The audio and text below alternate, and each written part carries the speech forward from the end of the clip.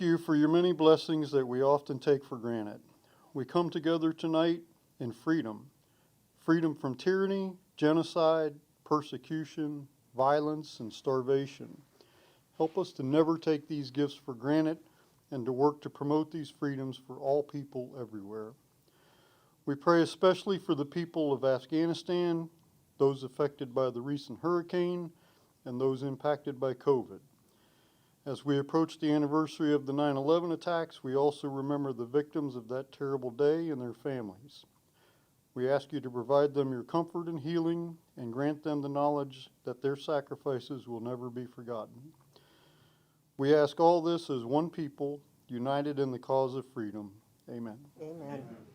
I pledge allegiance to the flag of the United States of America and to the republic for which it stands, one nation, under God, indivisible, with liberty and justice for all.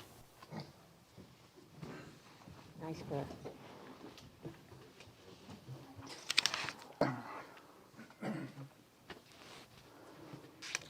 Thank you, everybody. Once again, it's a pleasure to see so many people out. Our first item of business is a proclamation honoring our fallen law enforcement heroes, and Police Chief Ken Albano would join us at the podium. What we have tonight is a proclamation, but it's not our proclamation. It's a proclamation issued by, it's a joint proclamation issued by the Florida Police Chiefs Association and the Florida Sheriff's Association. But we wanted to read it tonight because it certainly reflects the sentiments of this council as well. So in lieu of me reading it, I thought it would be more appropriate if Chief Albano was to read it. So. Well, thank you, Mr. Mayor. I didn't know, well, good evening, Mayor and Council. I appreciate the opportunity to be here and to share this proclamation. I didn't plan on it being such. I shared with City Manager, and as usual, he understands the gravity of this and the importance of it to us in law enforcement and public safety in general. And so he's orchestrated this opportunity, and I am extremely grateful. According to the Officers Down Memorial page, in 2020, 371 law enforcement officers were lost nationally, with 242 of those being attributed to COVID-19. Thus far, in 2021, 248 law enforcement officers have been lost, with 137 of those being attributed to COVID-19. In Florida, last year, 12 of the 15 officers lost in Florida, 80%, were because of COVID-19. This year, thus far, 14 of the 21 officers lost are attributed to COVID-19. Over the course of the last 2 years, 11 of your 53 law enforcement officers have contracted COVID-19 in spite of our best efforts. 72% of those, 8, just within the last couple of months. So echoing what the city manager has been saying, what you said, COVID-19 is impacting all of us, some more seriously than others. So, to honor the memory of those lost and the sacrifice of those who continue to serve, the following proclamation was jointly adopted by the Florida Police Chiefs Association and the Florida Sheriff's Association and reads as follows. Whereas approximately 80,000 law enforcement, corrections, and correctional probation officers serve communities across the state of Florida, and whereas more than 220 law enforcement officers in the state of Florida in the United States died in the line of duty this year, including over 115 officers who succumbed to COVID-19, according to the Officer Down Memorial page, and whereas Florida has witnessed 21 fallen heroes this year, with 14 passing away as a result of COVID-19, and whereas law enforcement officers willingly expose themselves to COVID-19 in the line of duty and their families when they return home. And whereas law enforcement officers willingly expose themselves to COVID-19 in the line of duty,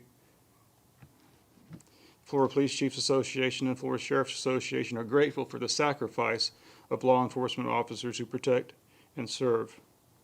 And whereas the service and sacrifice of all officers killed in the line of duty should be duly honored and remembered. And whereas the Florida Police Chiefs Association and the Florida Sheriff's Association also want to raise awareness of the specific ongoing threat to law enforcement officers as a result of COVID-19, now therefore be it resolved that the Florida Police Chiefs Association and the Florida Sheriff's Association does hereby proclaim the month of September 2021 as a month to honor law enforcement officers killed in the line of duty, including those who have died from COVID-19, by wearing mourning bands throughout the month. And we publicly salute the service of all law enforcement officers in the state of Florida, passed and adopted this 31st day of August 2021 by the presidents and executive directors of both the Florida Police Chiefs Association and the Florida Sheriff's Association. And having said that, I've provided all of council, the city manager has one of these little badges and a little band. It happens to be the thin blue line. But I would ask, and I've spoken to the mayor about it, that you would wear these when you represent the city during September, when you're just out at church during September, not just so that it would be a remembrance of the loss and the sacrifices of law enforcement, but for the 75% of our workforce nationally that can't stay home, that have to come out and serve, that have to do their jobs, specifically our healthcare workers, our firefighters, and yes, our law enforcement officers, as a conversation starter to remind people of how serious COVID-19 really is, and maybe, just maybe, influence them to do the right thing. So, thank you, Mr. Mayor. Thank you, Chief. I have a nice clean copy of the proclamation.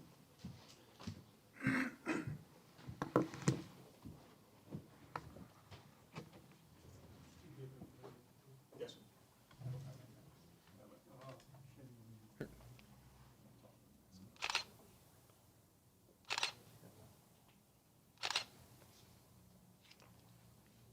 Sorry, one more. Just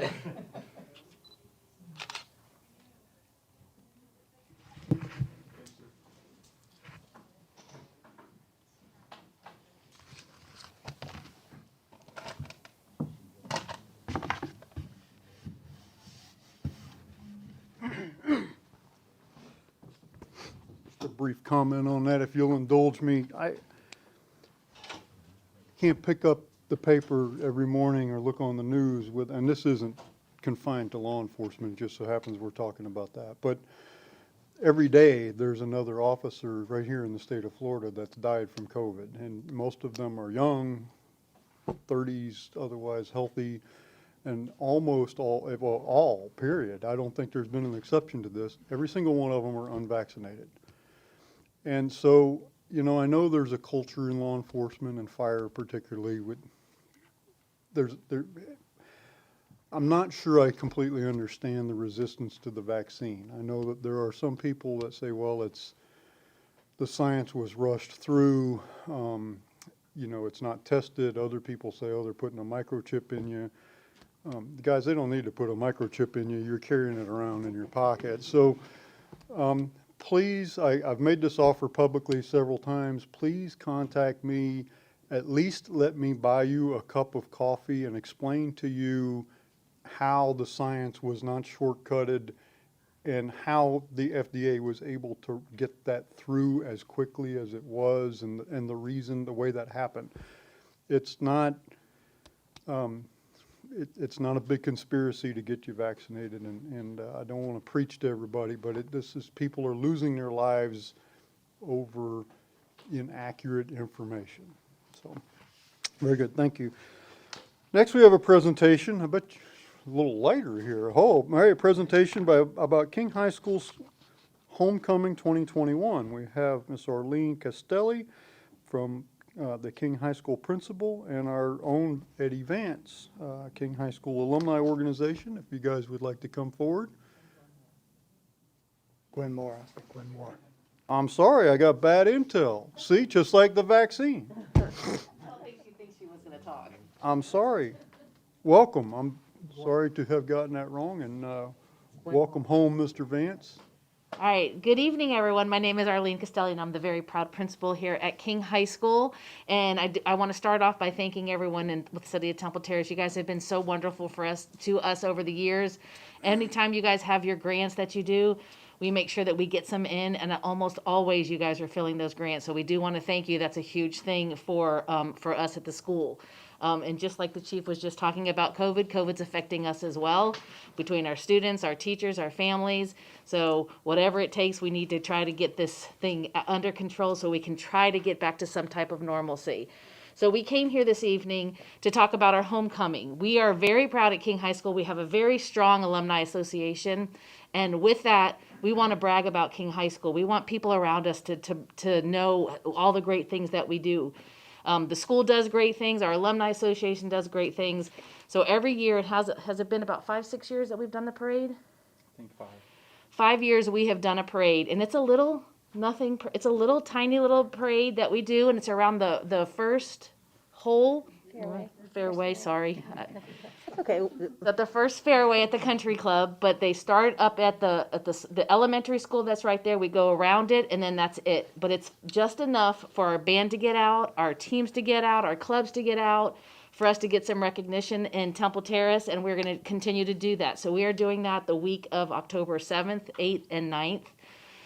And we do a lot of things. So do you want to talk about the activities that we do? Sure. I'll let you talk. Good evening, everybody, and yes, thank you for having us here tonight. I am the alumni president, so that is why I am here, per se. But so the evening of October 7th, we're having the parade at 6 p.m., and thanks to the city for once again helping us with that. We've encouraged all the other local principals to share with their schools as well. That is immediately following that at 6:30 is our Wall of Pride. The Wall of Pride is our annual event that we hold, minus COVID, where we recognize all of the King alumni that made a significant impact to the community, whether it's the local community or community that they live in, or made some significant contribution just to the betterment of society. And this year we are celebrating the 60th anniversary of King, and we are recognizing 6 very important people on the evening of October 7th at the Temple Terrace Golf and Country Club. It is a very nice event. If you can attend, we would strongly encourage you to do so. Friday night is the homecoming game, and we are having a barbecue tailgate for the game, followed by a social at our very own Gaspars, who is also a King alumni. And then on Saturday is our 5th annual golf tournament. We have sold out the last 2 years, so we encourage anybody that is interested in playing golf to register early. It's a great time. Gwen, do you want to add anything?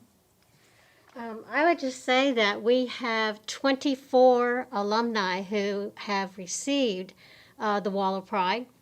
And in honor of King's 60th, we're going to add 6 more at this event. I sure hope you guys would put it on your calendars to come out and join us. We'd love to see some of you there. And it should be a nice evening. Parade, dinner, and just have some fun for a change. So thanks for supporting us. All right, so a lot of fun activities. As you can see, we're very proud of our school. We have proud alumni. The students that graduate are very proud. We want to make them proud. We want them proud when they're attending King High School so that they will be better alumni as well. So do you have any questions about our events? Time for the parade. I want to make sure you say 6. that again. 6 o'clock. 6 o'clock. Mm-hmm. Thank you. And the dinner's at 6:30. Yes. It's a very nice event. Other questions, council members?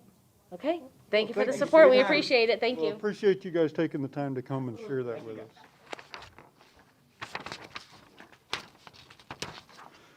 Good. Next item on our agenda is a Board of Adjustment alternate member appointment. There's one vacancy on the... Next item is a Board of Adjustment alternate member appointment. There's one vacancy on the Board of Adjustment for an alternate member. This appointment term is from today, September 7th, 2021, until September 7th, 2024. The city received one application from John Stanley Cope. Is Mr. Cope in attendance? I do not see Mr. Cope. If the application is acceptable, is there a motion to appoint? I move to appoint. Second. I have a motion and a second. Is there discussion on the motion? Seeing none, all those in favor signify with aye. Aye. No opposed, motion carries. Next item is approval of the August 17th City Council meeting minutes. Is there a motion to approve the minutes? Moved. Second. Motion is, and a second. Is there discussion or corrections to the minutes? Not, all those in favor signify with aye. Aye. Aye. Any opposed? No nays. Next item on the agenda is or persons wishing to be heard on items not listed on the agenda or items on the consent agenda. We do impose a 3-minute time limit on all speakers. We do ask that speakers come to the podium, state your name and city of residence. And we'd like to assure everybody that your comments are taken seriously, and we take note of them, as does the city manager and city staff in attendance. I currently have no requests to address the council. Well, this is on an agenda item, though. Unless it's on, she wrote water. I think that means on the water rate increase. That was my assumption. Tell you what, though, if she comes in and it wasn't about that, then I'll give her 3 minutes. How's that? Sounds good. Okay. Let's see. Next item on the agenda is a second public hearing and second reading adopting ordinance 1511 for RZP 21-03. Folio, here we go. Folio 038204. -0000 and portions of 038181-0000 and 038205-0000. Open the public hearing at this time. If there's anyone intends to speak on this matter, to stand for the oath to be administered by the city clerk. You swear to tell the truth, the whole truth, and nothing but the truth, so help you God? Do. I'll ask the city attorney to make inquiry about ex parte communications. I know everybody knows the drill by now, but each case is a separate record for possible future appeals or something. So if anyone here has received or participated in any ex parte communication, either written or oral, please state what that is at this time. If it was a written communication that you have received on this matter, please provide a copy of that to the clerk for the record. If you have received such communication, written or oral, please state who you had the communication with, at what time and place did that occur, and what the sum and substance of that communication was. So I will start with Councilwoman Abel. I've had none. I've had none. I've had none. I've had none. I've had none. We're good. Senior Planner Gus Carpus will explain. Welcome, Mr. Carpus. Yes, good evening, Mr. Mayor and council members. So what we have here is the second public hearing and reading to adopt Ordinance 1511, which is the rezoning application 21-03 for the property owned by Citrus Assets LLC. The applicant is Cullinan Enterprises LLC. The location of the property is located south of Temple Terrace Highway and west of Davis Road. Currently, it's zoned planned development in Hillsborough County. They're looking to rezone it, planned development in Temple Terrace. It's approximately 19.46 acres.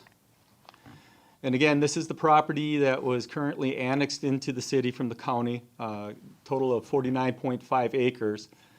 Only the 19.46 acres would be rezoned at this point in time. Here is a conceptual site plan. Again, the council will be seeing a site plan hopefully on the 21st for the entire site here, the 19 acres. At this point, we're looking at a phase 1 of about 15 acres, which would have a medical facility with residential units on it, and then a phase 2 that would contain some drainage and an out parcel that would be developed in the future by another developer. Here's kind of a elevation of a proposed look of the medical center. And these are the project facts that were presented last time around. They're looking to potentially open it at the second half of 2023. Looking to have a long-term lease with the Veterans Administration. Comparable projects have brought in about $450,000 in taxes annually. There'll be a new traffic signal put on Temple Terrace Highway, approximately 500 construction-related jobs and 300 permanent jobs once the medical center is opened. The previous actions, the city's DRC reviewed the application and had no objections. The Planning Commission reviewed it on June 10th and found it consistent with the comprehensive plan.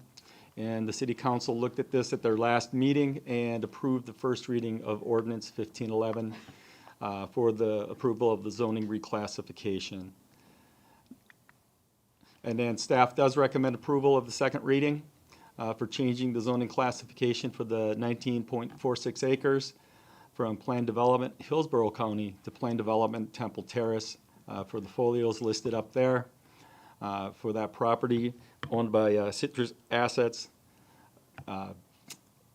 south of Temple Terrace Highway and west of Davis Road. The applicant is here, well represented behind me if you have any questions.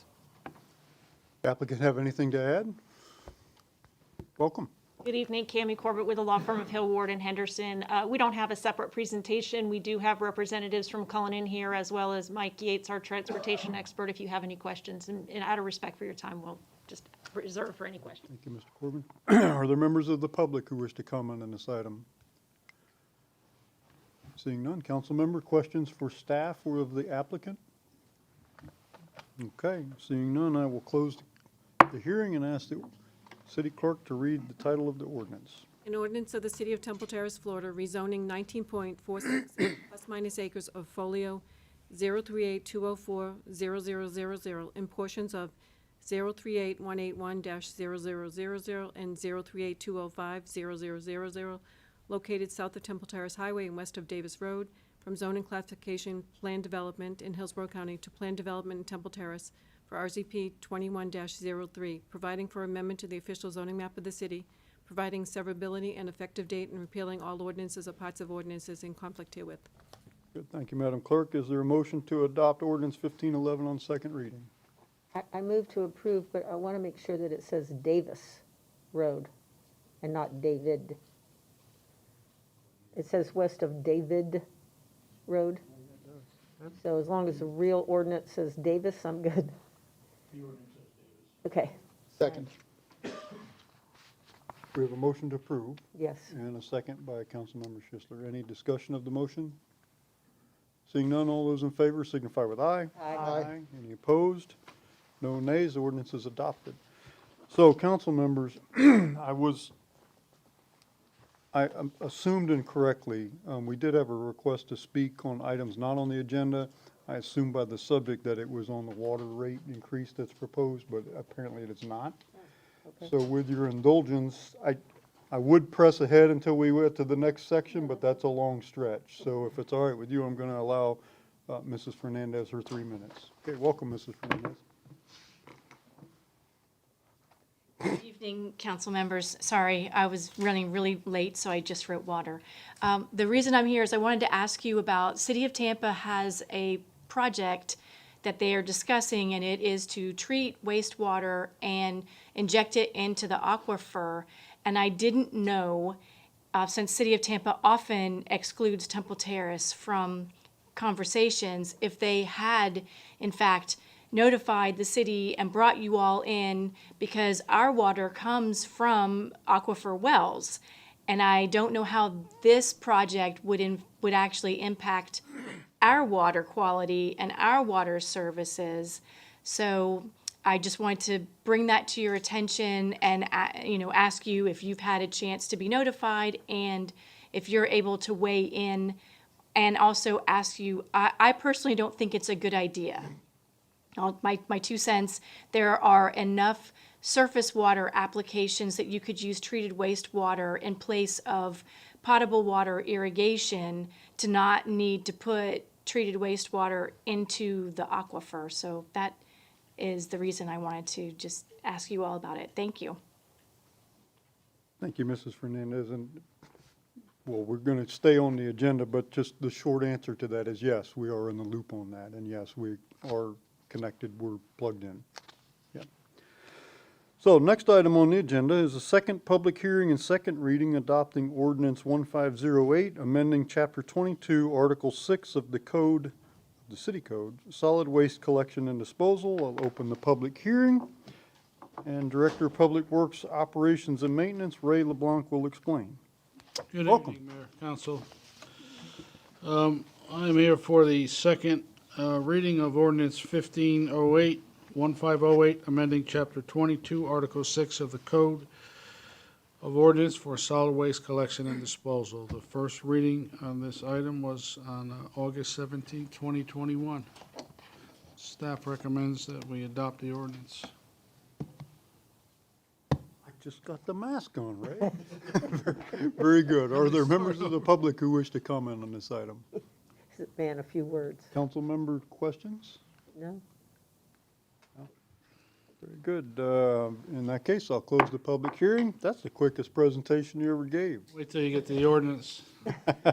Close the public hearing, and I'll ask the city clerk to read the title of the ordinance. Thank you, Mr. LeBlanc. An ordinance of the City of Temple Terrace, Florida, amending Chapter 22 of the City of Temple Terrace Code of Ordinances, Utilities, Article 6, Solid Waste Collection and Disposal, by revising Section 22-336 definitions, by revising Section 22-338 collection by city, by revising Section 22-340 collection practices for solid waste, by revising Section 22-341 collection practices for yard waste, by enacting a new Section 22-342 special annual collections, by renumbering and revising Section 22-342 collection practices for recyclables, by renumbering and revising Section 22-343 collection practices for commercial collection services, by renumbering and revising Section 22-334 storing of solid waste, trash, refuse, by renumbering and revising Section 22-345 special solid waste, trash, refuse disposal,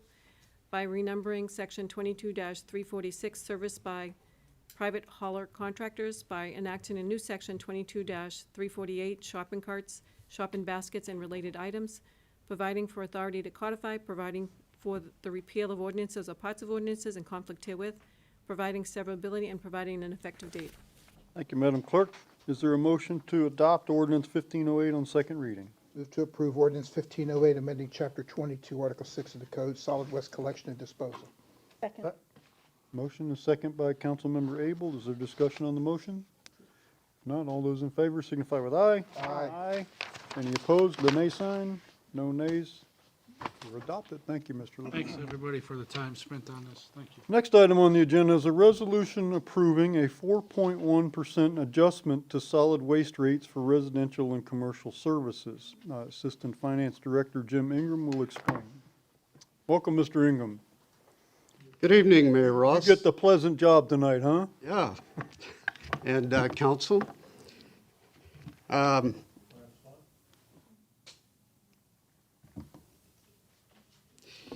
We are here to, we have a recommendation to add a 4.1% rate increase to solid waste for residential and commercial services. Section 2288 of the City Code provides for an annual adjustment of the city's waste not to exceed 5% annually. The code authorizes the city to adjust the rates based on the U.S. CPI garbage and trash collection series to more accurately reflect the city's cost of providing sanitation services.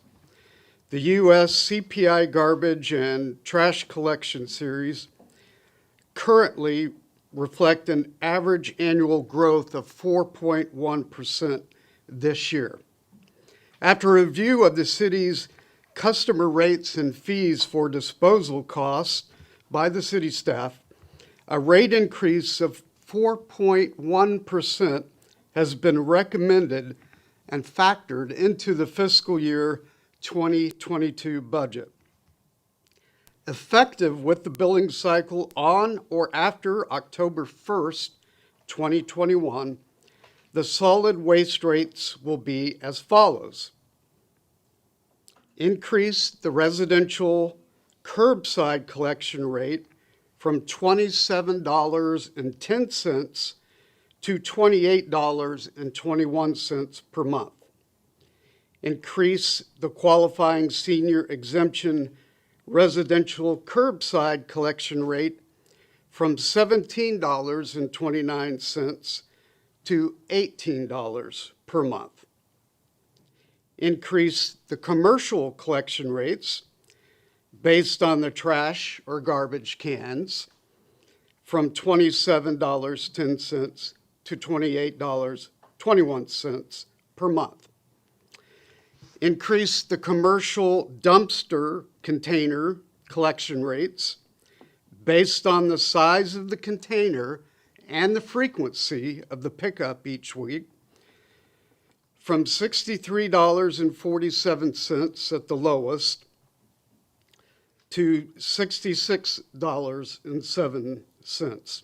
At the highest rate, the biggest size and the most frequency would be $1,122.30 a month, increasing to $1,168.32 per month. Do we have, we had some slides, or we don't have the slides? Okay. Apologize for that. Let's see, we did want to mention that on that, the change is based on increased operating cost, fuel and oil, as well as an increase in Hillsborough County's disposal fees.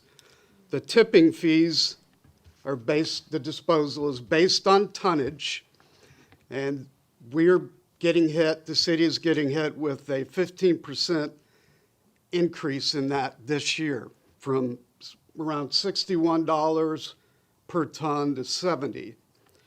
So that's significant. Our recommendation, staff recommends that the City Council adopt the resolution increasing the city's solid waste rates for residential and commercial services for fiscal year 2022 pursuant to Section 2288 of the City Municipal Code. And we'll take questions at this time. Thank you, Mr. Ingram. Are there members of the public who wish to speak on this item? Council member questions for Mr. Ingram? None. Okay. If not, is there a motion to approve a 4.1% adjustment to solid waste rates for residential and commercial services? I move to approve the 4.1% adjustment to solid waste rates for residential and commercial services. Motion and a second. Is there discussion on the motion? Councilmember Abel. We've talked about this at budget meetings, and I also spoke with city manager today about this, but looking at the increase rates from Hillsborough County at 13% and comparing that to what we're able to increase based on what our ordinances say at 4.1%, we need to discuss that because it's going to keep going up, and eventually we're going to get in a position where we can't keep up if we don't increase equivalent to what's being increased for us. So I hope we can sit down and talk about that. I just wanted to say that publicly. Well, we certainly can. It's kind of beyond the corners of this motion, but it is a discussion that we can have any time we need to have it. It can be driven by you if you prefer. I mean, if you want to bring it up at a certain time, or it can be done in consultation with the city manager, finance, however. But yeah, it's a conversation that needs to be had. Other comments on the motion? I do have, if you'll indulge me just a moment, I want to talk to the public here about this a little bit. I want the public to understand that this council is committed to keeping your costs of living in Temple Terrace at the lowest possible. We don't want to raise taxes or fees. We don't want, in fact, we want to make Temple Terrace the best, most economical place that you can live. That's our goal. We do not take rate increases lightly. And we had a lot of discussion about this, but let me explain to the public, if you give me 30 seconds. These funds, solid waste, water, which we're going to talk about next, these funds are what we call enterprise funds. These are standalone funds. So your property taxes do not fund garbage pickup or water. The only money that goes into funding that is the money that we collect from what we collect from rates, right? These are standalone, so apart from the city budget. Within the city budget, but they're apart from it. And there's two driving factors in this particular fund. One of them, Mr. Ingram talked about, and that is that there's a 15% rate increase by the county to what we have to pay to dispose of our garbage at the incinerator. If you multiply that times the tons that we pick up a week, this 4.1 increase barely keeps pace. The second driving factor in this is we are required by accounting standards to maintain a certain amount of reserves in each of these standalone enterprise funds. And this reserve fund in this particular account has been going down over a period of years.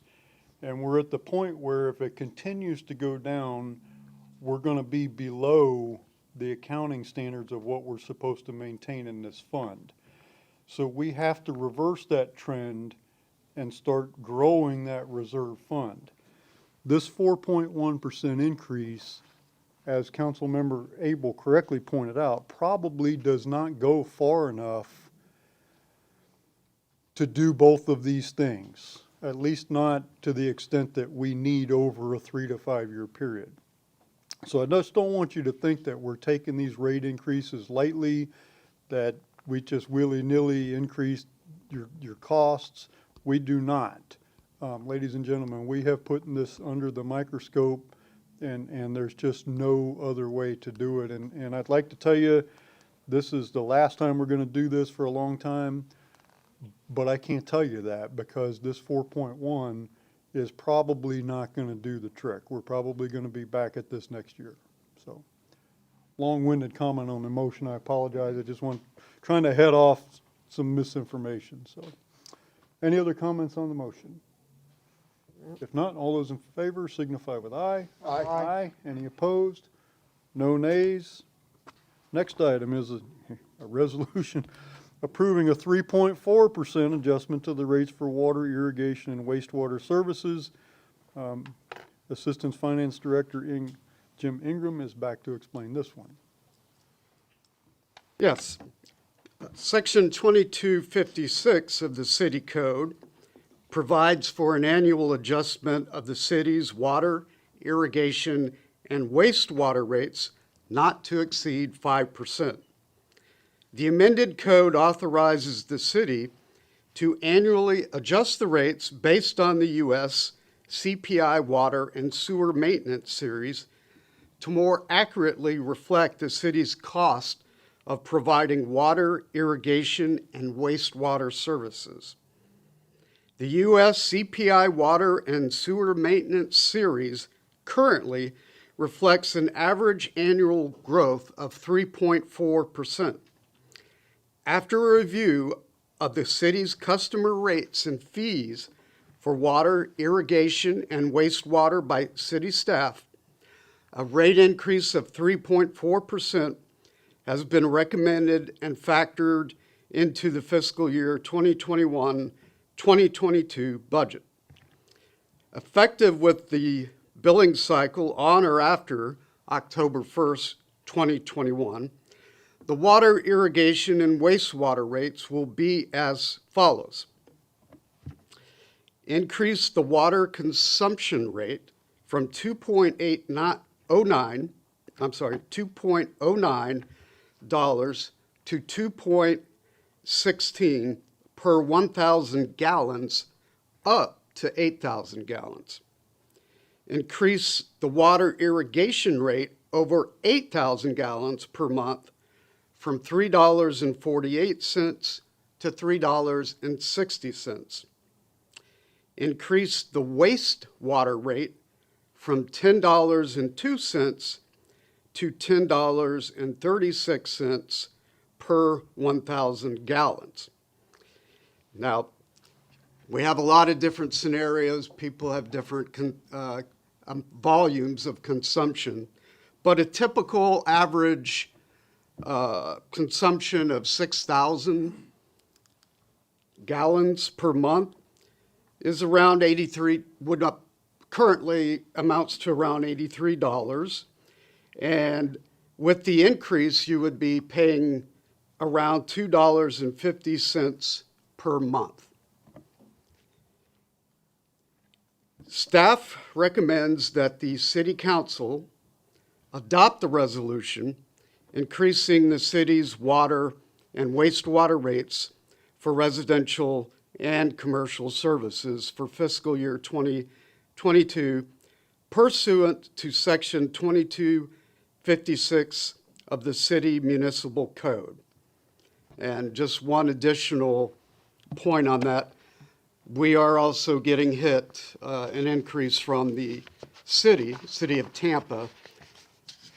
Over the last 3 years, we've had 3%, 3% this year, 5%, I believe. So we have 11% total over that time period. It just keeps going up. And the last time we raised rates was in 2016. So I will stand for questions. Others may wish to answer. Good. Are there members of the public who wish to comment on this item? Welcome, Mrs. Snelling. Good evening. I wasn't planning to speak, but I just wanted to say a few words about. We know who you are, but you have to tell the Ellen record. Snelling, Temple Terrace. Thank you. You know, just listening to the remarks you made about the fee that's been increased and now the water fee, and there probably are other people out in the public thinking like, what is going on? I really do appreciate you all doing as much as you can to keep these fees to a minimum. And every time one of these is discussed, we hear, well, the county raised this, and then the city of Tampa raised something else. And we know that oil prices and gas prices have gone up. So that we know it's a lot of outside factors that can't be controlled. But I also want everyone to be very aware that what the county, Hillsborough County does, and the city of Tampa, as well as our state and federal government, matters, and pay attention. I mean, a lot of people are being hit. It's not just this one thing. It's not just a little bit of water increase and a waste increase. We have gas prices that are just significantly higher. You know, so I think the average person is being affected in so many ways. Food prices, construction prices. So again, I do appreciate what you all are doing and trying to keep it down, but you know, I think let's pay attention in the future. In 2022, we want to make sure everyone's really fiscally responsible at all different levels of the government. Thank you. Thank you. Good. Thank you, Mrs. Snelling. Are there other members of the public who wish to comment on this item? If not, is there a motion to approve a 3.4% adjustment to the rates for water, irrigation, and wastewater? Move to approve resolution to increase for a 3.4% adjustment to the rates for water, irrigation, and wastewater services. Second. Motion and a second. Is there discussion on the motion? Mr. Sisler. Yeah, to your point, Mr. Mayor, regarding the factors that that are involved with this, the public should know that the administration staff have done everything that they can to look inside themselves, and we have external factors, but what are our internal factors that are guiding this and causing the increases? And they've done everything they can to beat our costs down. Okay, to be as economical and as efficient as they can. We've changed valves to make sure that the city of Tampa is charging us the right amount, which hadn't happened until just a couple of years ago.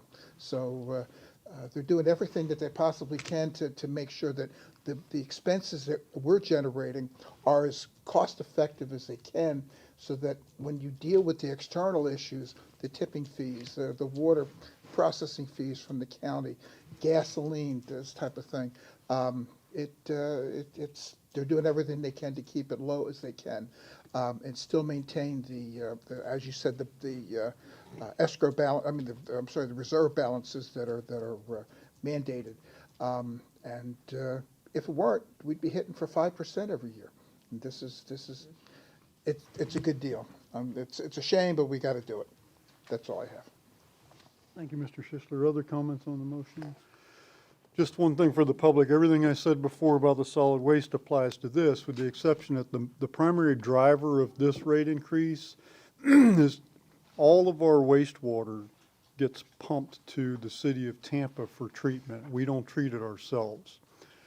And the city of Tampa, as Mr. Ingram alluded to, has announced to us a 5% increase this year and every year moving forward for the next 20 years.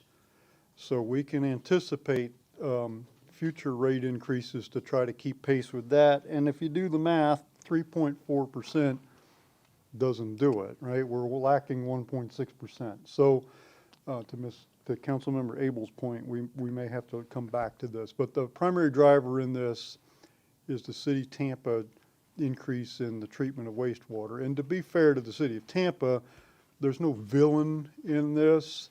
The city of Tampa needs to raise capital because their wastewater treatment infrastructure is aging and it needs to be rehabilitated and improved to meet modern standards. So over the next 20 years, they're raising capital to do what they need to do to create this, rehabilitate this infrastructure to make sure that we're environmentally sound.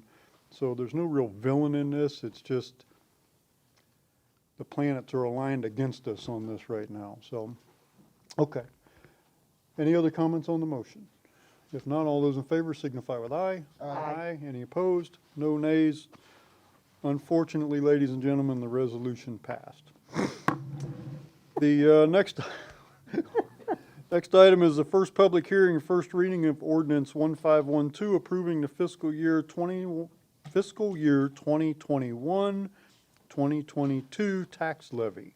I'll open the public hearing on both the tax levy and the budget, and Finance Director Lynn Boswell will explain. Good evening, Welcome. Mayor, Council.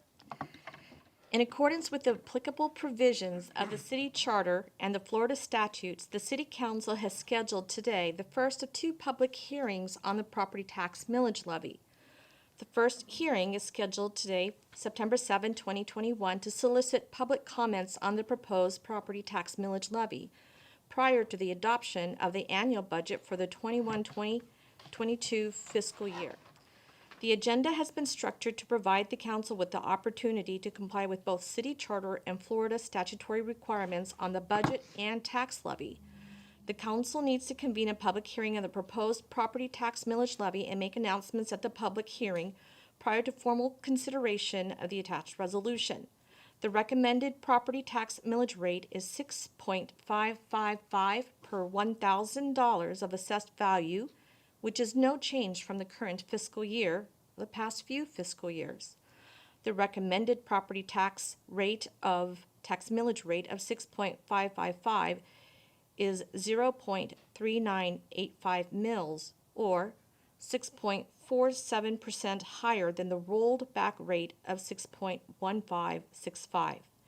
Subsequent to the adoption of the resolution, the council should take action to approve the attached ordinance approving the ad valorem tax rate for the upcoming fiscal year. If approved on first reading, the ordinance will be scheduled for second and final reading on September 21st, 2021.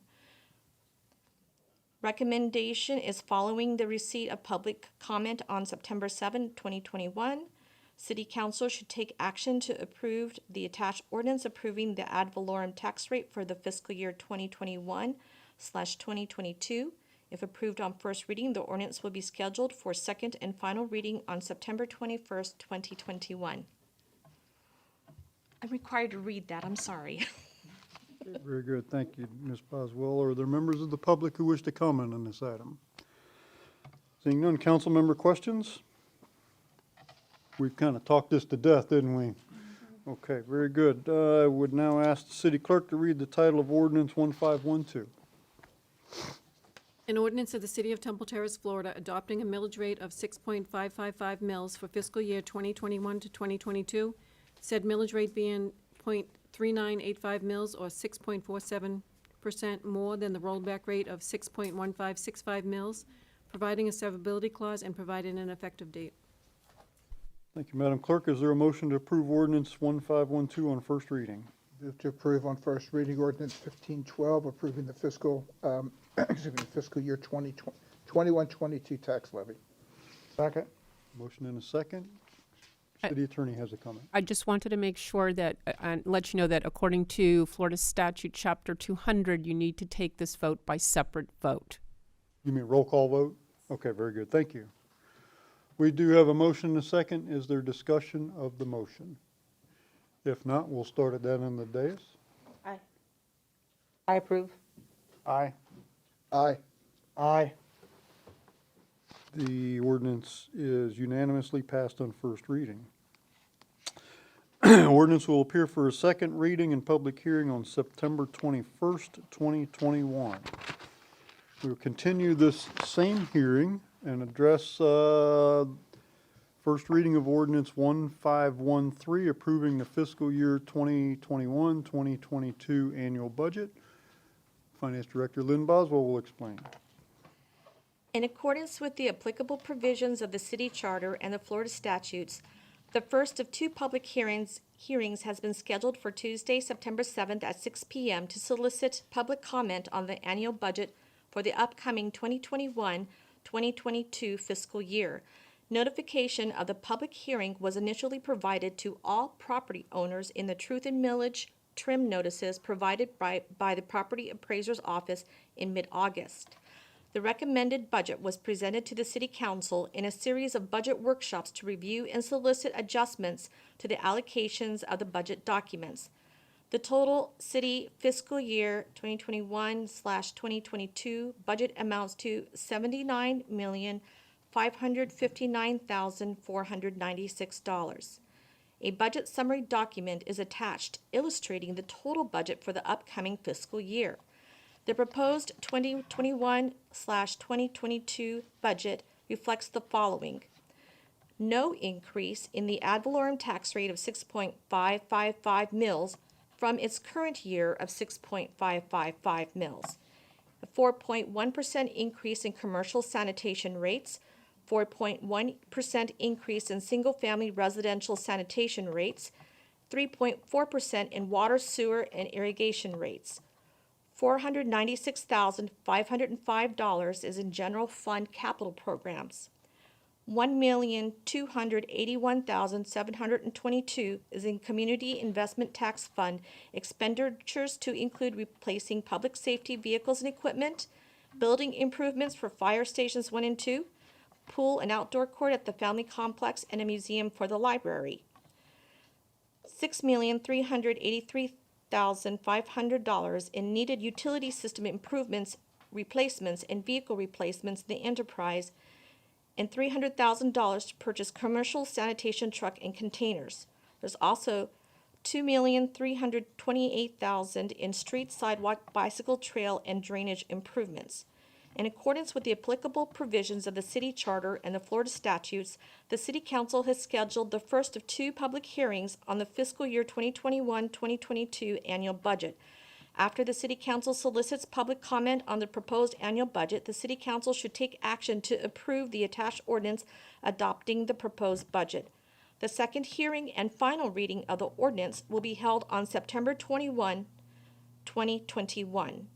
Staff recommends that the City Council solicit public comments on the proposed fiscal year 2022 annual budget and then take action to approve the attached ordinance on first reading adopting the proposed budget.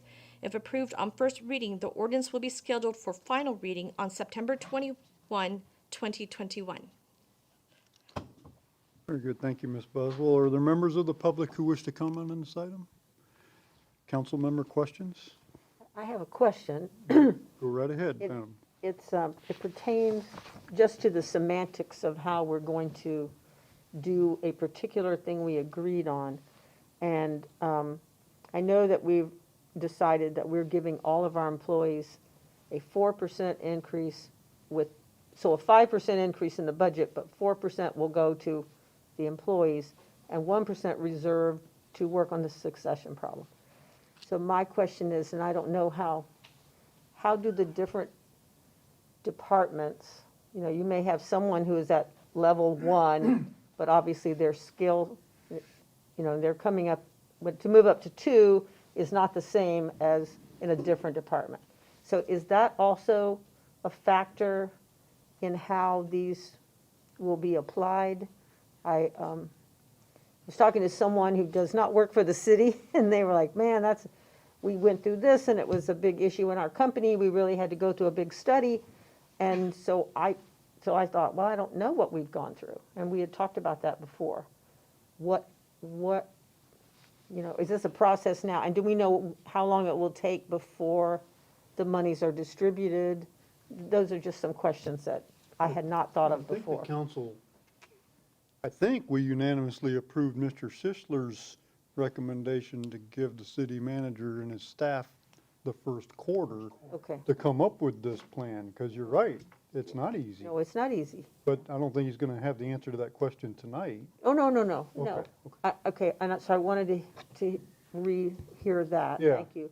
But then I guess the other issue would be, I don't know, it's kind of hard for me to verbalize this because I don't work in all these departments. But, I mean, you have somebody who's now making $15 an hour, and they just go to work and do their job.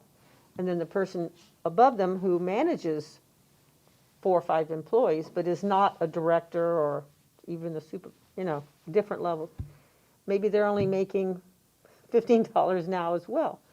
So is that going to come into play, like their responsibilities, as opposed to everybody just gets 50 cents more an hour? Or, I mean, are we going to be apprised of that in any way, or? Yeah, I think it was Mr. Sischler's, Councilmember Sischler's plan that we are apprised of this by the end of the first. Okay, in order to put it in place, okay. Yes. Thank you. Handled in an equitable fashion. But yes, you're echoing all the same things Okay. that I've been saying for a very long time. I know, but I needed to get it said tonight before I said yes. So, I mean, I approved this budget. I think it's a great budget. We've done a lot of work on it. Staff has done an amazing job. This is a wrinkle that has a big implication for a lot of people who have responsibilities that may, just want to make sure that's reflected in their pay increase. So, thank you for allowing me that question. Good. Is there other discussion on the motion? City Attorney, I assume this is a roll call vote as well? Yes. Okay. Any other discussion? If not, Councilmember Abel. Did we make the motion? Need a motion first. I thought we had a motion. Did we not? I just started asking a question. Holy. Go ahead. Oh, I'm all goofed up. I didn't. I'm sorry. Oh, my goodness. Okay, hold on here. Let me. You gotta read it. The mayor's going to get his feet back on the ground here. Don't worry. So, council members, are there other questions on the budget? I've got my place back now. Okay. If not, I'll ask the city clerk to read the title of Ordinance 1513.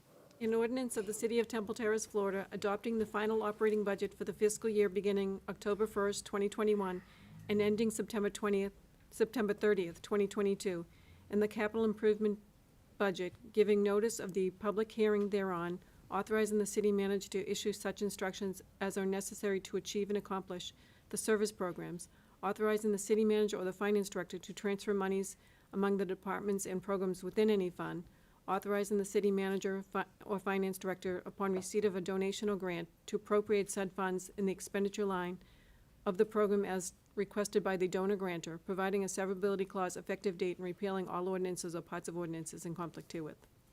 Good. Thank you, Madam Clerk. Is there a motion to approve Ordinance 1513 on first reading? I move to approve Second? first reading of 1513. A motion and a second. Now, is there discussion on the motion?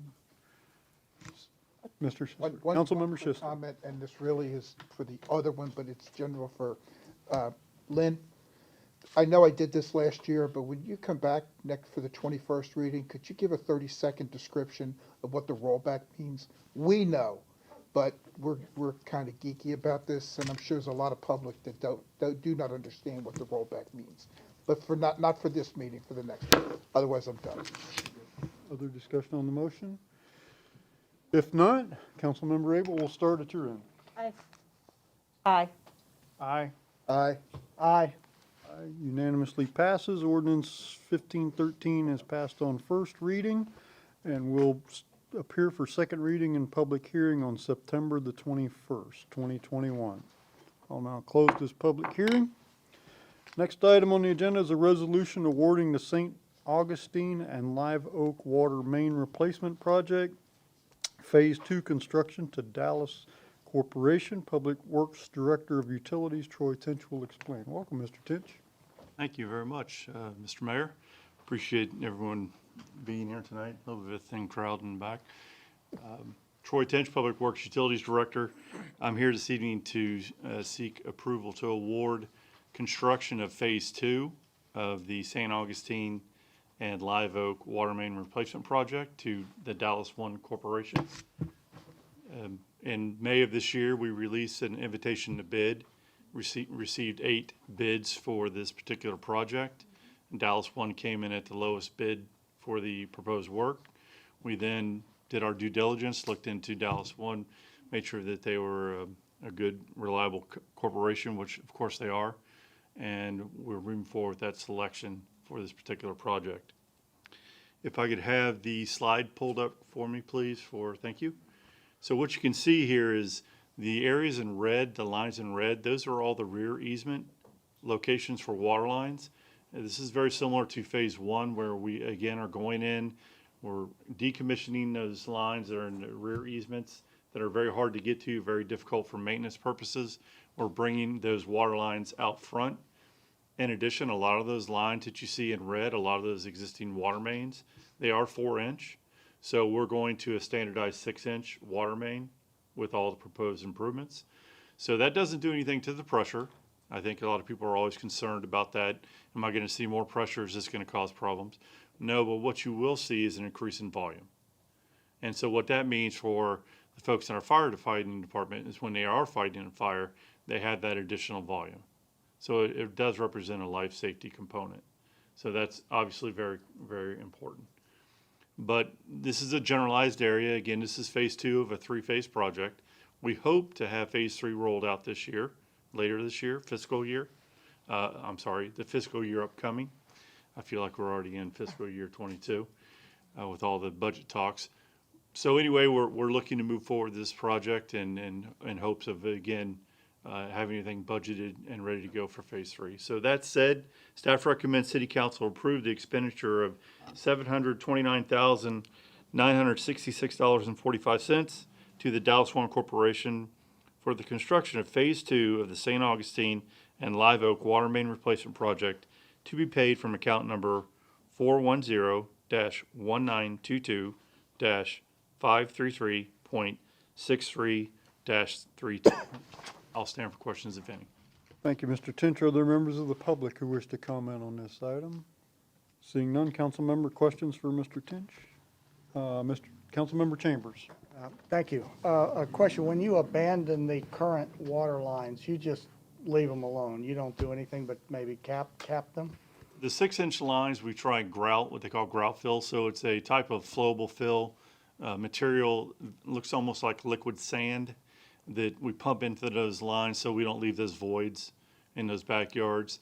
You wouldn't really have an issue with it creating something large, but what could happen over time is if you had several hundred feet of 6-inch water line and it was to leak, you could get a little bit of inflow of soil from around that area and eventually cause a small depression. So the intent is to pump that flowable fill into those abandoned water lines so that there will be no voids left for that for water or soil to seek. And that's part of this job? Yes, sir. Okay, thank you. Councilmember Schisler. How long do you expect this to take? The last time, the big hang up with a lot of these projects is material, especially right now. What we see with materials is it takes, the lead time on is, used to be a month or two, now it's 4 to 5.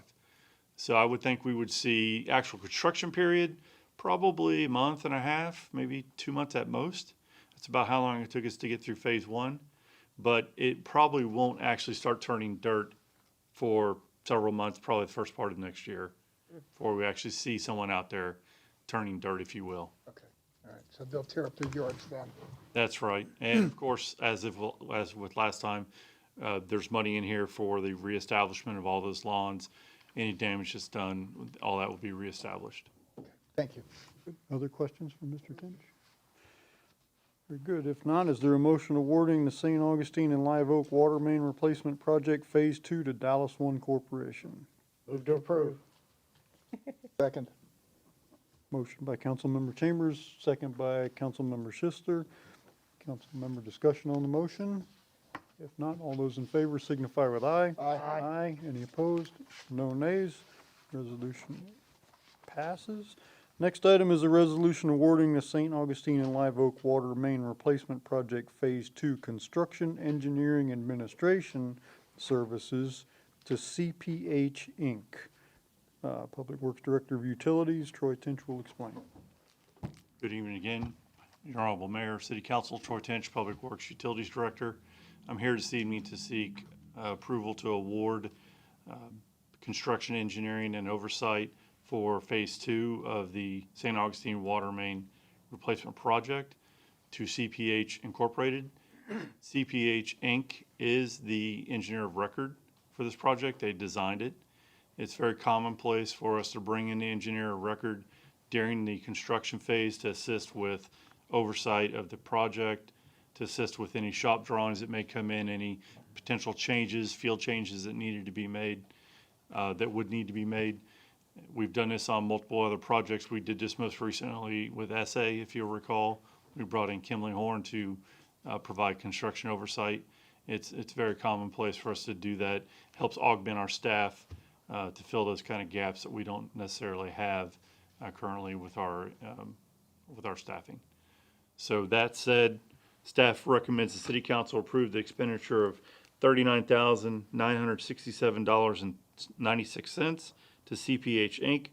for the technical construction oversight of Phase 2 of the St. Augustine and Live Oak Water Main Replacement Project to be paid from account number 410-192-535.63-32. I'll stand for questions if any. Good, thank you, Mr. Tinch. Are there members of the public who wish to comment on this item? Seeing none, council member questions for Mr. Tinch. Okay, seeing none, is there a motion awarding the St. Augustine and Live Oak Water Main Replacement Project Phase 2 Construction, Engineering, Administration Services to CPH Inc.? Move to approve. Second. Motion and a second. Is there discussion on the motion?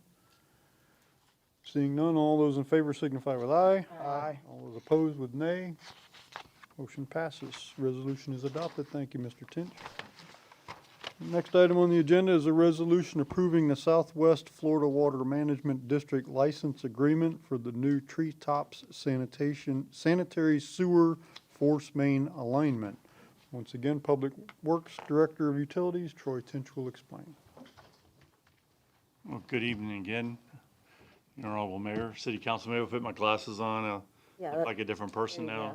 Problem is they're readers and I can't see anyone when I do that.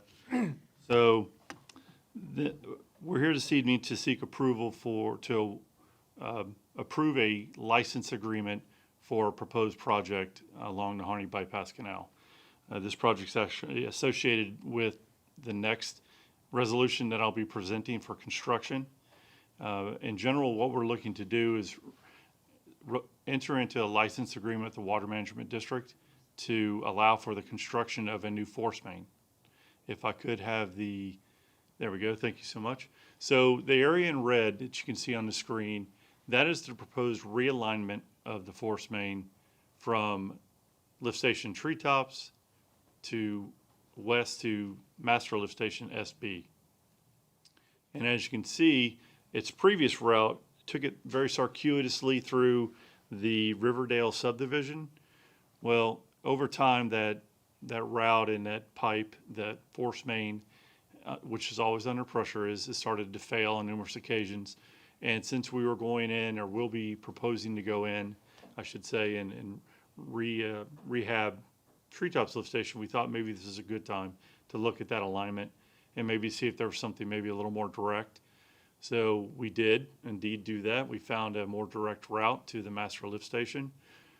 We did have quite a number of months, even years. I worked with Water Management District on this. I think legal can attest to that. Trying to get this eventually pushed through. We did get to this point now where we are looking to enter into that license agreement.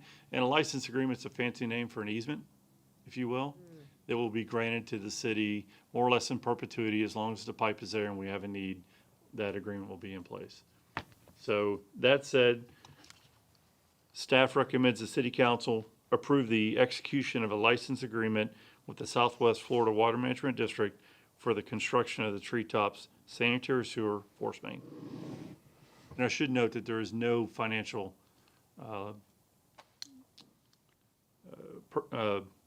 implications to this project. Good, thank you. Are there members of the public who wish to comment on this item? Seeing none, council member questions for Mr. Tinch? Councilmember Abel. I have a question. It's just about that map. I looked at the city boundary maps recently, and I thought that neighborhood was outside of the city boundaries, but our lift station is inside city boundaries, or? The lift station is actually outside of that, so we have two different boundaries. We have the jurisdictional boundary of the city of Temple Terrace, the city proper, I guess, if you will. We also have what we call the service area. So the service area for water and sewer extends far beyond our current city limits. For instance, we go beyond 75, we go to the east, pretty much hug the city line to the west. To the north, I think we have some slight deviations there. And then to the south, we have some other deviations where we actually extend beyond current city limits. So that lift station, the master lift station, the proposed realignment, those are all within our service area. They're just not within jurisdictional city of Temple Terrace. Okay. Does that make sense? Thank you for that clarification, yes. And just to further edify that, we have portions of our city that are in, for instance, the city of Tampa's service area. So they don't always correspond to the Councilmember When Schiss. was that line put in? The line has not been established yet. No, the old one, I'm sorry, the old line. 1985. Okay. So it is, Okay. both the station and the Those- force main have exceeded their life expectancy. When that was put in, those houses weren't there, were they? I Riverboat? think it was put in while the houses were constructed. The force main was designed as part of that development. Other questions for Mr. Tinch? If not, is there a motion to approve the Southwest Florida Water Management District License Agreement for the new Treetops sanitary sewer force main alignment? Move to approve the Swift Mud license agreement. Second. A motion and a second. Is there discussion on the motion? Seeing none, all those in favor signify with aye. Aye. Any opposed, a nay sign? No nays. Resolution is adopted. Now, Next. this one comes with money. Yes. Yeah, bring us more that don't cost anything. I like that. Resolution awarding the rehabilitation of the Treetops sanitary sewer lift station and construction of a new corresponding force main. Once again, Public Works Director of Utilities, Troy Tinch, is here to explain. Again, good evening, Your Honorable Mayor, City Council, Troy Tench, Public Yeah, Works overtime. Utilities Director. Put a mustache on it. Yeah, exactly. I'm here this evening to seek approval to award construction of the Treetops sanitary sewer lift station and corresponding force main to Danis Utilities.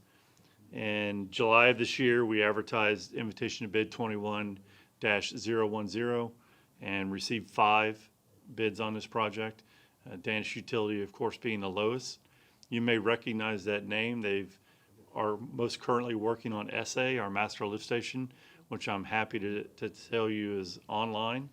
And they are going through the final stages to close that project out. So very excited about that. That was definitely a thorn in the city's side for the better part of 10 years. So that station is live and it looks great as far as a lift station can look. But anyway, this is, we've worked with Danis on that. We also worked with Danis Utilities on A Station. So we have a little bit of a history there. We're very pleased with the products they generally provide, and we're looking forward to potential to work with them again. Again, this lift station was, and the force main were built in 1985. Typically, after about a 20-year stint, you want to look at rehabbing your lift stations. After about a 30, 40-year stint, you want to look at doing the same with your force mains. If I could have the slide pulled up for, there you go. Again, you can see the location of the Treetops lift station. You can see the location of proposed force main. One of the nice things about rerouting that force main is it takes it offline. Right now, it connects into a larger force main on Harney Road. We will literally be connecting directly to the master lift station. As you guys are aware, there's a larger development going on just a little bit east of there, 2 of them. So it frees up some additional space in that force main for those projects. And I think it's a good project all the way around for the city. Really excited about potentially getting in there and getting that done. That said, staff recommends the city council approve the budget expenditure of $760,925.00 to Danish Utilities, Inc. for the rehabilitation of the treetop station and construction of the corresponding force main, which is to be paid out of account number 430-3899-535.63-33. I will stand for questions, if any. Thank you, Mr. Tinch. Are there members of the public who wish to comment on this item? Seeing none, council member questions for Mr. Tinch? Questions? Seeing none, is there a motion awarding the rehabilitation of the treetop sanitary sewer lift station and construction of a new corresponding force main to Danish Utilities, Inc.? Move to approve? Second. Motion and a second. Is there discussion on the motion? Seeing none, all those in favor signify with aye. Aye. Any opposed? No nays. Resolution is adopted. Thank you, Mr. Tinch. Next item is a resolution approving the acceptance of the coronavirus state and local fiscal recovery funds established under the American Rescue Plan Act. City Manager Charles Stevenson will explain. Thank you, Mr. Mayor, Council. A couple weeks ago, we were looking for the agreement and the documentation to start applying to get the recovery funds under the American Rescue Plan. As of a couple weeks ago, we have been in receipt of that. I think each of you got a copy of that. Hopefully everybody had a chance to read it. I haven't heard any comments back. I know legal hasn't responded back with any issues with that agreement as well. The agreement consists of the city of Temple Terrace being allocated $13,342,240 under that Rescue Plan Act that was initiated by President Biden under House 1319 and labeled the American Rescue Plan Act. These funds are strictly limited, if you would, to 4 different categories. One is to respond to a public health emergency with respect to COVID-19 or its negative impact to the economic viability. The second is to respond to workers performing essential work during COVID-19 with public health emergencies for eligible workers. The third is for the provision of government services to extend the reduction in revenue, which is something that we're working on getting a solid number on right now. And the fourth is to make necessary investments in water, sewer, and broadband infrastructure. Mr. Tinch and Mr. McCarthy and I have recently started to put together a list of projects that we think would be eligible projects under the expenditures for the rescue plan. The plan gives us half the money this year. As soon as we get this agreement back to them, they'll start making provision to disperse half of it. The other half comes in July of next year, according to what we're hearing. So the resolution before you is just to accept those funds. Obviously, I think that is well suited for us to get some projects done. Otherwise, we do have the ability to have a discussion. I think last week I had mentioned to each of you, or asked each of you, if the 21st, a workshop before the next meeting would be acceptable. I have not heard back from all of you, so that's kind of one of those things that I still need to do so that we can schedule a workshop if that date is suitable for everyone, so that we can have some discussion on how this body wants to spend those funds. So the resolution before you again tonight is to get the agreement executed so that we can get the ball rolling with getting our distribution. So thank you. Thank you, Mr. Stevenson. Are there members of the public who wish to comment on this item? Seeing none, council member questions? Very good. Is there a motion to approve the acceptance of the coronavirus state and local fiscal recovery funds established under ARPA? So moved. Second. Motion and a second. Is there discussion on the motion? If not, all those in favor signify with aye. Aye. Any opposed? No nays. Resolution is adopted. Thank you, Mr. Stevenson. Next item on the agenda is a resolution authorizing the city to participate in the state's memorandum of understanding proposing a plan to abate and resolve the opioid epidemic and authorizing the city manager to execute all agreements for the use of the opioid settlement proceeds. City Attorney Pam Shoshone will explain. Thank you. As you may or may not know, the state of Florida, as well as the federal government and other cities throughout the country, have engaged in litigation with certain companies regarding the opioid crisis. So we've been referring to this as the opioid litigation. Over much time, the attorneys who have been representing the government agencies have been negotiating settlements in the various cases. More than one is going on. The city of Temple Terrace is not a named party in any of these lawsuits. However, we do stand to participate if we approve this memorandum of understanding. We stand to participate in the distribution of settlement proceeds when they come. This increases, our participation would increase the amount that the state of Florida gets, and that would be more for everyone in the state.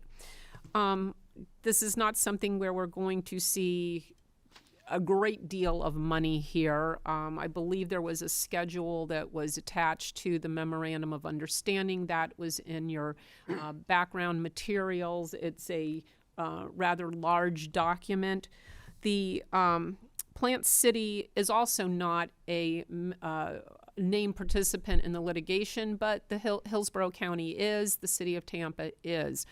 Plant City did enter into this memorandum of understanding in June.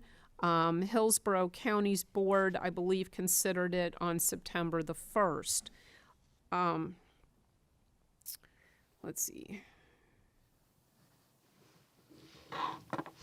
We are recommending that also the money is not going to be coming anytime real soon, so you know, this isn't something that we're budgeting for.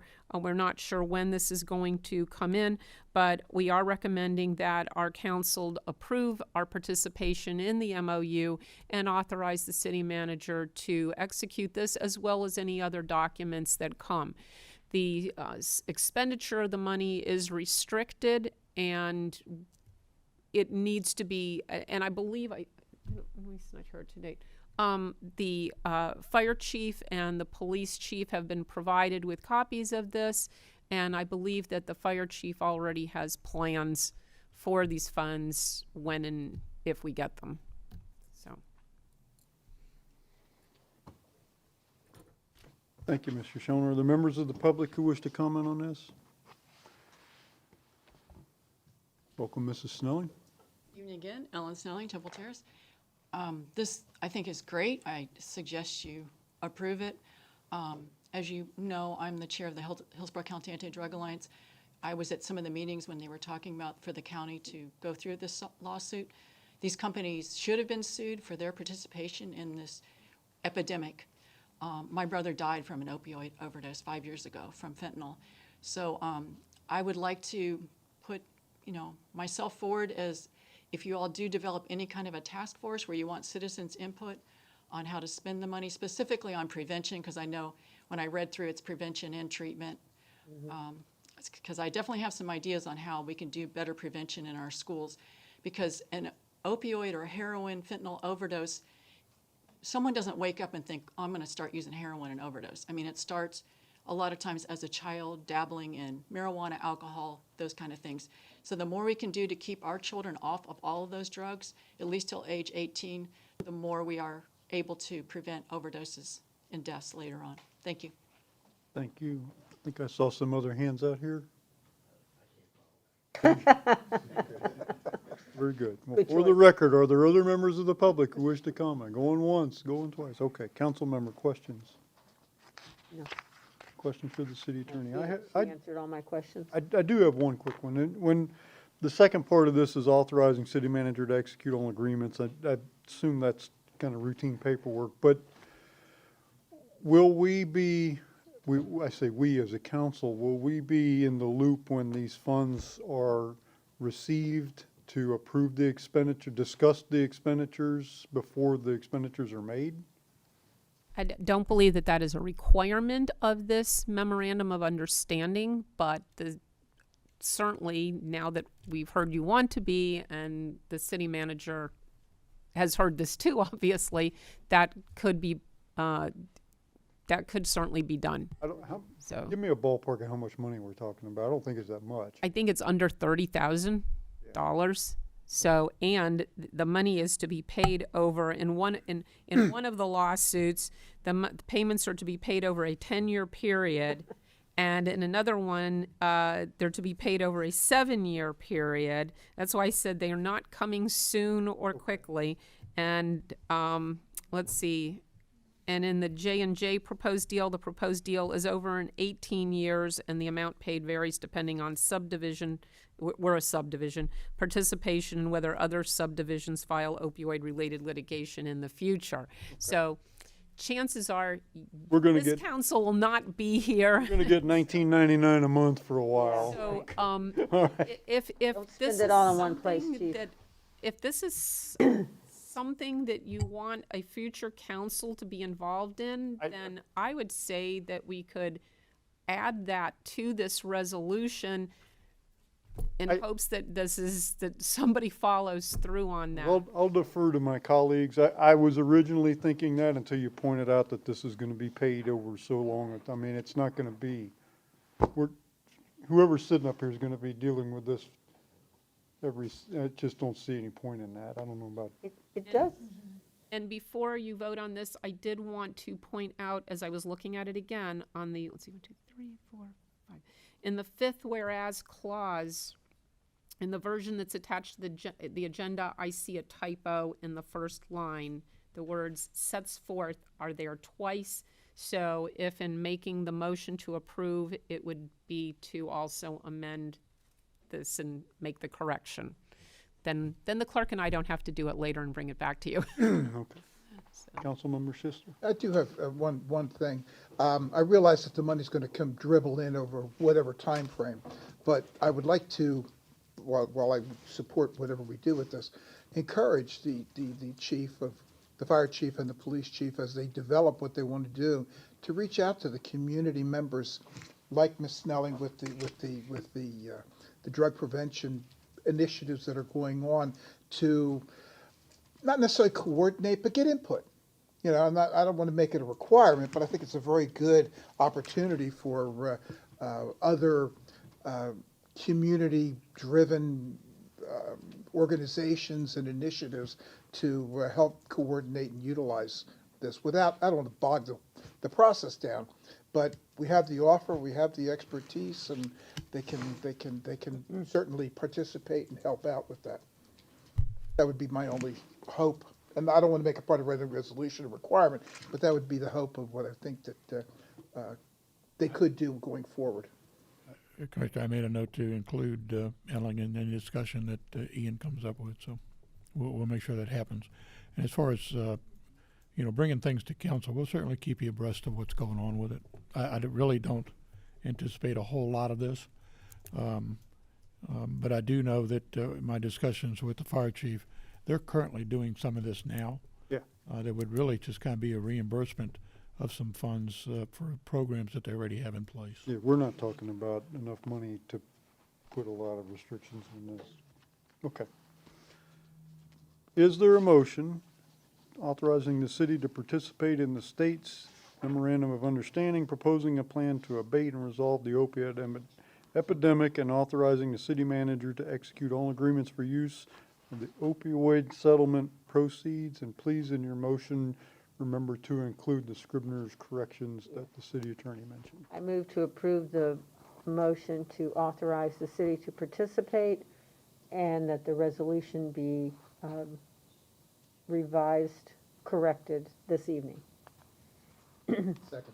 There's a motion and a second. Is that Is that sufficient? specific enough for you? Yes. Okay, very good. A motion and a second.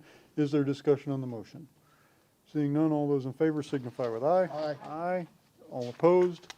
No nays. Resolution is adopted. Thank you. Council business. Is there any other carryover business from previous meetings? Carryover business. New business and board reports. Councilmember Chambers. Yeah, thank you. Again, I'm the liaison on the Tampa Bay Regional Planning Council. And one of the big focuses of the council is resiliency on rising seawater and the effects it has on infrastructure and certainly the climate change. And as we saw this past week with storms getting worse and worse, you know, New York had a 500-year flood. You know, our planning, I believe, is at a 100-year level, but those are being exceeded. What the Regional Planning Council is going to host a summit at the end of January, January 27th and 28th, on resiliency of this area. And I don't know the details of that yet. I know I get to go, but I would like if there is allowed to have some members of our staff, member of the staff to go, because it's planning in the whole region for bad weather events and just what we're talking about. So I'd like that to happen, and I'll pass on the details when I know more on that. And the second item, it's not a board report, but just to echo King High Homecoming. Let's try to get people to come out to the parade on that Thursday at 6 o'clock. It's fun, and the King High Marching Band's fantastic, and everybody loves a parade, so let's get people out. That's all I have, Mayor. Thank you, Councilmember Chambers. Good. Any other new business or board reports?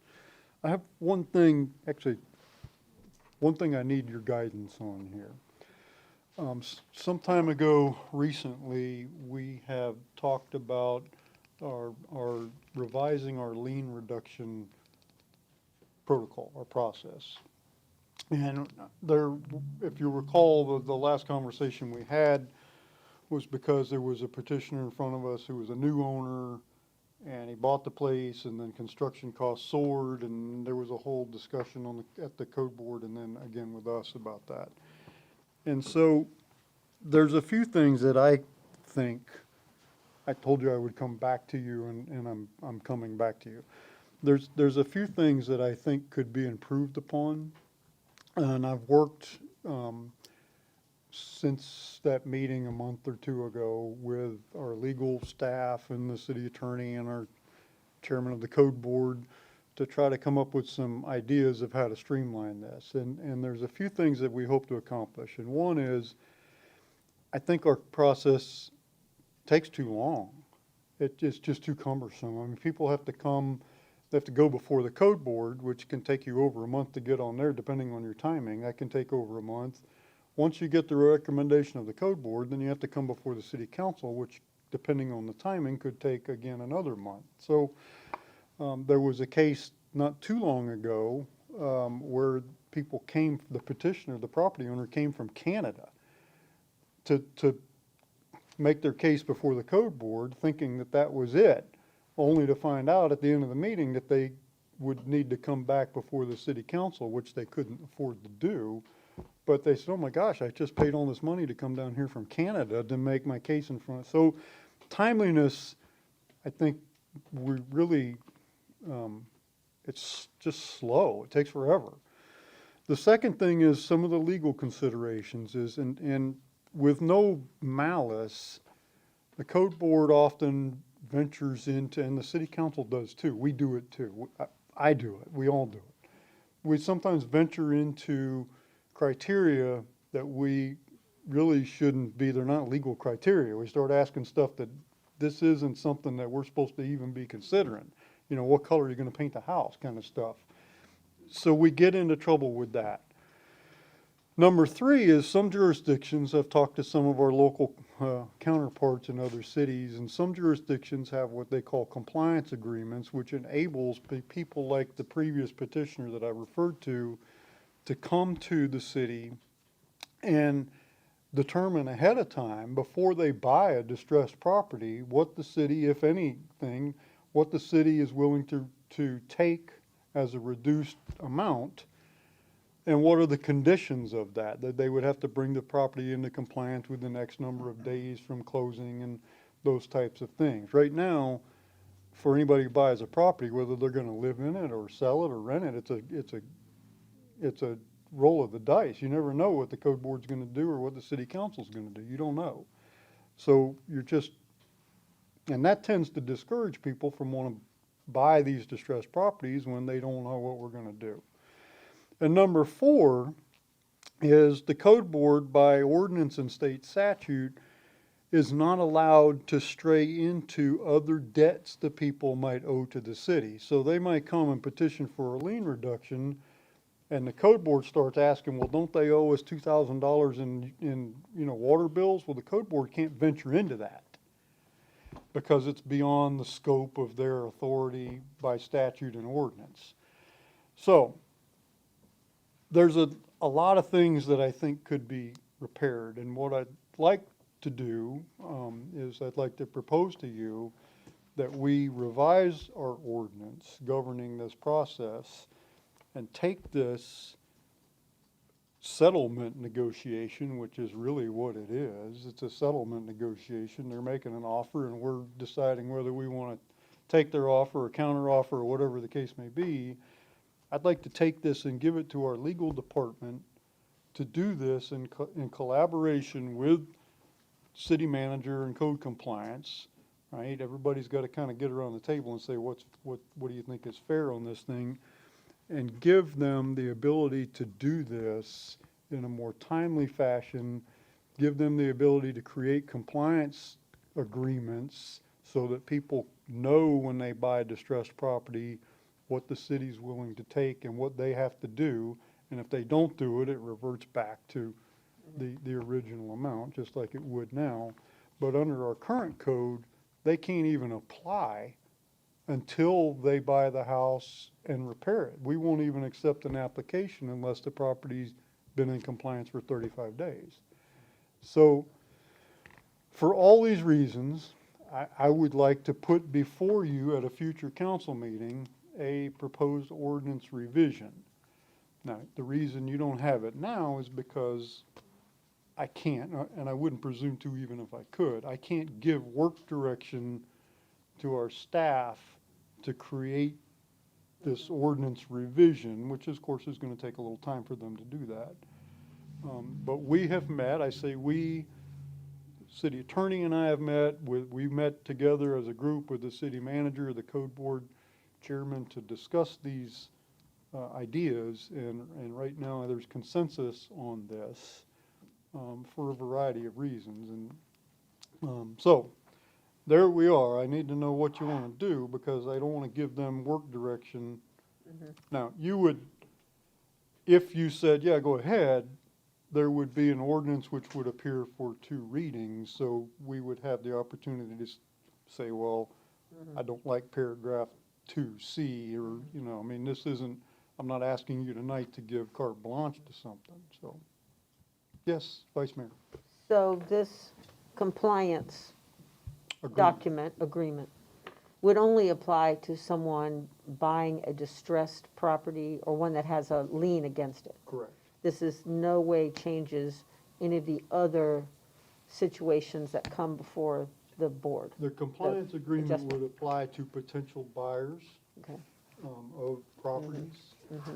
They may even be, I mean, it would only be potential buyers. We wouldn't have any need to get into a compliance agreement with the current owner. Well, why not? If all of a sudden, I'm the owner with my cousin who's lived in the house for all these years, and I'm the owner, and all of a sudden we've had this come before us. Hey, I let my cousins live in the house, and I didn't know he wasn't, whatever, closing the door. I mean, whatever it was. is there, would it not apply to someone like me, the owner? I say, hey, okay, I just realized I have this huge, I don't want to sell this house, but what do I need to do to get away from this lien?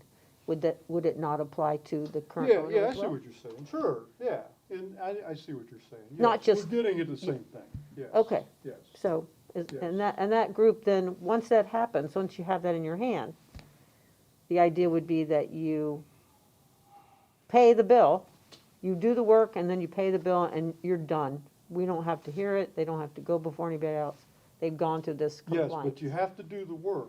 Oh, yeah, you get have it to into clean it up, compliance, yes. paint it, put a roof on it, whatever it takes. Correct, Turn the fence around, whatever that may be. correct. Okay, I like the idea. I would definitely agree with you that we can only do this by creating this change to our ordinance. And just like was mentioned earlier tonight, there are some changes to our rules and regulations that need to happen. And I'm glad you're taking this one forward. I do remember us talking about this.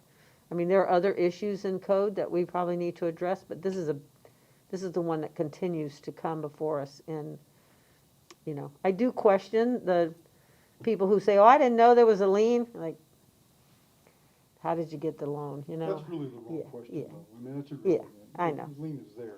I agree. So but I like your idea, and I would like to agree with you, however you want to put this forward after we have lots of discussion here, or any more discussion, that in order for us to move forward, we have to agree as a body, and I agree. Yeah, I wouldn't, Yeah, that's why no, I I didn't tell agree. them to do. Yeah. I agree too. I think that needs to happen. But I was wondering about the current process of notifying buyers of liens on distressed properties. Is it just sort of haphazard, or is there a method in place right now for that? We're not in the business of notifying buyers, that's their, right? This whole thing about whether they know or they don't know, in some cases, they have to know. In other cases, they buy it on the courthouse steps, maybe they don't know. But really, at the end of the day, that's kind of irrelevant. Because whether they know or not, here we are. And to say that, well, you bought the house, well, yeah, you bought a house that's worth $80,000 and it's got $200,000 worth of liens on it. I mean, how does it benefit anybody for us to say, all we do is make that house unsellable?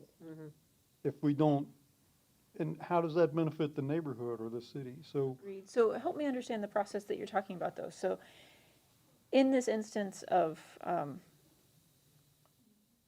so I guess the thing that I don't understand is, how is this going to, what exactly is going to change in just like 5 words? Like, instead of going to the code board for a recommendation and then coming to us for a final approval of that recommendation, this will go to legal, who's already in the business of settling or negotiating settlements for other stuff. Right?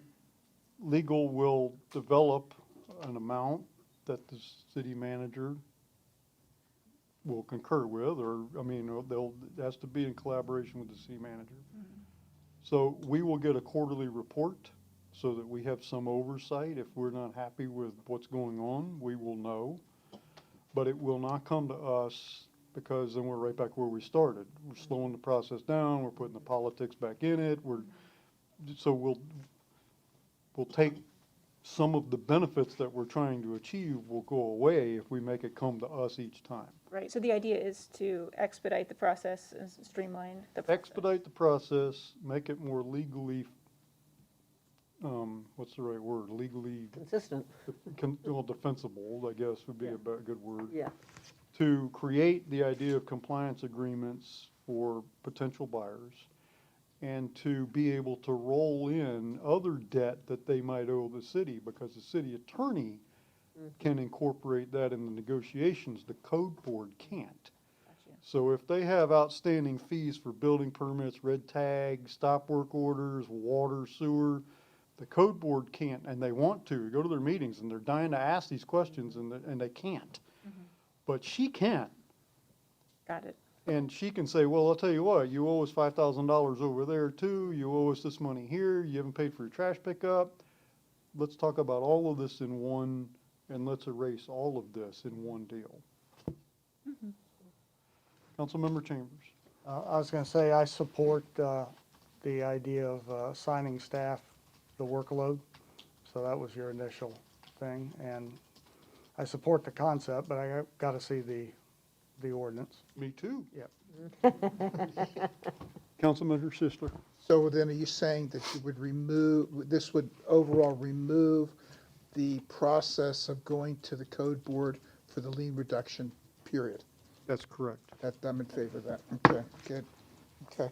Now, let me be clear. I think we have consensus on giving that direction to craft an ordinance for our consideration at a future council meeting. Of course, that'll have to be read twice. We'll obviously have opportunity because none of us have seen it, and it's not even, it doesn't exist. I also want to be clear, just on the record here, this is not the mayor hogging all the credit here. I mean, this has mostly been driven by the legal department. The city manager has rolled up his sleeves and been involved. Tom Baroni's been involved. David Bagorlich has been involved. So this was something that, yes, I wanted to hope to accomplish, but this wasn't just me. I don't want to create that. So, okay, we good? Yeah. You know what to do. Yeah. All right. Thank you. Next item is easy. This next Saturday at 9/11, ladies and gentlemen, we have a number of memorials across the area. There is a memorial taking place at Mission Barbecue on Bruce B. Downs, just north of Fletcher. I think the actual ceremony starts at 11:30. I was at this one last year. A lot of elected officials. Mayor Castor was there last year. A lot of the Tampa City Council, county commissioners were there. They do a really nice, very patriotic, short program, but it's very nice. So I'd invite members of the public to come out. Certainly would like to see any of my colleagues there if you can make it. So that's all I have. Any other new business board reports? City managers report. Thank you, Mr. Mayor. A couple things just to bring a note to council. We have advertised the property that the old Steak and Ale sits on. We have gotten 2 interested parties that are now working on letters of intent. We're hoping to have this advertisement window that we are required to do done here in October. And it's being advertised right now. As a matter of fact, it's been up for a week already. But we're looking to do a special CRA meeting on October 19th. We'd like to do that at 5 p.m. if that date works for everybody. And what we'll do is do a CRA meeting and a presentation of the 2 proposals, and then bring it to council for determination of what you want to move forward with. Good with me. I don't know about the rest. I'm good. October 19th. I'm good. Okay, we'll get, Councilmember Abel? Yes, I'm good too, thanks. You're good? Everybody's good? I'm I trying got to a thumbs up. put it on my calendar while I'm talking. I'm sorry. Everybody's good? So 5 o'clock? 5 o'clock? 5 p.m. That'll give us an hour to do 2 presentations. You want to try to nail down that workshop date that you were talking about earlier That was too? my next All right, item. Well, we've got our calendars out, so We're looking to do it maybe on the 21st before the next council meeting. this is to discuss rescue plan. This is act- the rescue plan and projects that we're trying to align with that. Obviously, revenue is top of the list. So I'm good. I have it on my calendar. we've got several eligible projects that we can look at. 5 p.m. Tuesday, the 21st. Yes, sir. Good. Councilmember Abel, you're all right? Okay. Okay. And one other thing, Councilman Donahue, you mentioned some changes that are needed to the rules and regulations. I think she's talking about the ordinance about how much we can increase per, isn't that what you were speaking of? Oh, I thought- Same issue that Councilmember Abel. Okay. I think that's. I didn't No, know that, whether I that we missed know something. that we're going to have that conversation to get it squared away. Maybe the use of rules and regulations was not correct. It should have been Just- ordinance. I didn't want to miss something Yeah. that I was supposed to be doing. No. Okay. I understood it to mean the Yeah. ordinance capping. Okay. Yeah. That's all I have, Mr. Mayor. Thank you. Thank you, Mr. Stevenson. City Attorney's report. Nothing tonight. Any other business to come before the council? Council members, anything? Anything at all? Directors? Good job tonight, finance. I know it's a tough time of year for you. You did a good job. Good night. Good job tonight too, Troy. I know you, a lot of big projects on your plate there, so thank you. All right, ladies and gentlemen, we are adjourned.